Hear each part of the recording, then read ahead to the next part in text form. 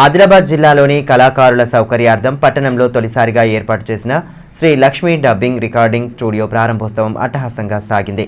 ప్రముఖ సినీ నిర్మాత డాక్టర్ రవికిరణ్ యాదవ్ కార్యక్రమం ముఖ్య అతిథిగా హాజరై స్టూడియోను ప్రారంభించారు. దర్శక నిర్మాతలతో పాటు కళాకారులు సైతం పెద్ద సంఖ్యలో హాజరై స్టూడియో నిర్వాహకులకు అభినందనలు తెలియజేశారు. డిజిటల్ యుగంలో నైపుణ్యాలు ఉన్నవారికి అవకాశాలు కొదవలేవని, స్థానిక కళాకారులకు సరైన రీతిలో ప్రోత్సాహం అందిస్తే మంచి ఫలితాలు ఉంటాయని ప్రముఖ cine producer Sai Vaikuntha trust chairman doctor Ravikiran Yadav అన్నారు. పట్టణంలోని కైలాష్ నగర్లో జిల్లాలో తొలిసారిగా ఏర్పాటు చేసిన Shri Lakshmi dubbing recording studio ప్రారంభోత్సవ కార్యక్రమానికి ఆయన ముఖ్య అతిథిగా హాజరయ్యారు. రిబ్బన్ కట్ చేసి స్టూడియోను ప్రారంభించారు. స్టూడియో లోపల అందుబాటులో ఉంచిన డబ్బింగ్ రికార్డింగ్కు సంబంధించిన అధునాతన పరికరాలను పరిశీలించి నిర్వాహకులను అభినందించారు.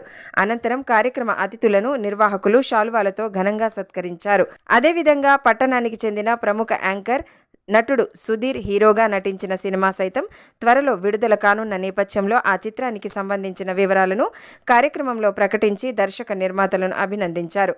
కార్యక్రమంలో రికార్డింగ్ స్టూడియో ప్రొప్రైటర్ పసుపుల దేవిదాస్, దర్శకులు ఫహీం సర్కార్, నిఖిలేష్ తొగారితో పాటు పలువురు కళాకారులు, సినీ ప్రియులు పాల్గొన్నారు.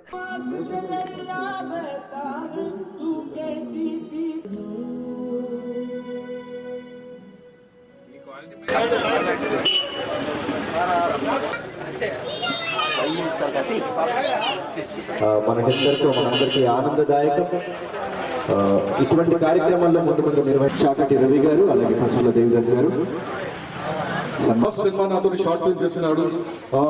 షార్ట్ ఫిల్మ్ చాలా సక్సెస్ అయింది పోలీస్ డిపార్ట్మెంట్ కోసం. తర్వాత నేను చూసినాను మన ఆదిలాబాద్ లో కుర్రోడు ఉన్నాడు సుధీర్ గారు.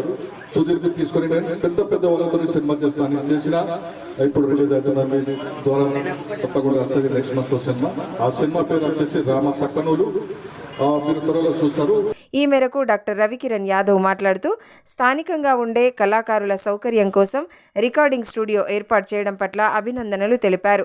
యూట్యూబ్ ద్వారా అనేక మంది కళాకారులు ప్రజాదరణ పొందుతున్నారని, పాటలు, షార్ట్ ఫిలిమ్స్తో కళాకారుల దశ మారుతోందని అన్నారు. సినీ నిర్మాతలకు సైతం కొత్త టాలెంట్ను ప్రేక్షకులకు పరిచయం చేసే ఆస్కారం లభిస్తుందని పేర్కొన్నారు. ఈ అవకాశాలను అందిపుచ్చుకుంటూ కళారంగంలో రాణించాలని ఆకాంక్షించారు.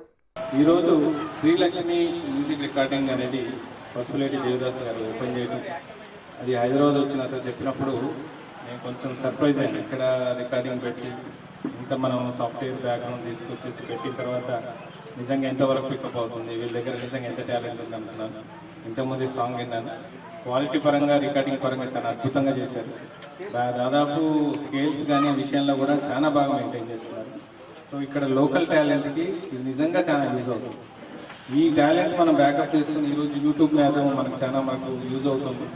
ఇక్కడ రికార్డింగ్ చేసి మనం యూట్యూబ్లో చేసుకున్నప్పుడు జానపద కళాకారులకు కానీ, లేకపోతే వాళ్ళ తరఫున వాళ్ళు కంపోజ్ చేసి చిన్న సినిమాలకు సంబంధించిన సాంగ్స్ కానీ యూట్యూబ్లో పెట్టినప్పుడు డెఫినెట్గా చాలా మందికి మైలేజ్ రావడం గమనించాం. ఒక్క ప్లాట్ఫామ్తో నిజంగానే చాలా మంది లైఫ్లో కూడా తిరగడం అంటే తిరిగిపోతున్నాయి. అంటే లైక్ వాళ్ళ దశ దిశ కూడా మారిపోయిన రోజులు కూడా ఉన్నాయి.